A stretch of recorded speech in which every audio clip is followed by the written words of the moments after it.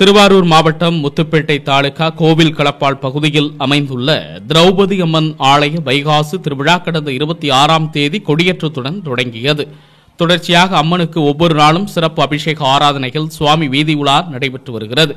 திருவிழாவின் முக்கிய நிகழ்வான இன்று விரதமிருந்த 100க்கும் மேற்பட்ட பக்தர்கள் கோவில் களப்பால் சிவன் குளக்கரை பகுதியிலிருந்து பால்குடம் காவடி ஊர்வலமாக கோவிலுக்கு இழுத்து வந்து தங்களது நேர்த்திக்கடனை செலுத்தி திரௌபதி அம்மனை வழிபட்டனர். தொடர்ந்து அம்மனுக்கு பாலாபிஷேகம் தீபாராதனை காண்பிக்கப்பட்டது. இதில் திரளான பக்தர்கள் கலந்து கொண்டு சுவாமி தரிசனம் செய்தனர். திருவிழாவின் முக்கிய நிகழ்வான தீமிதி திருவிழா நிகழ்ச்சி திங்கட்கிழமையான இன்று வெகு விமரிசையாக நடைபெறவுள்ளது.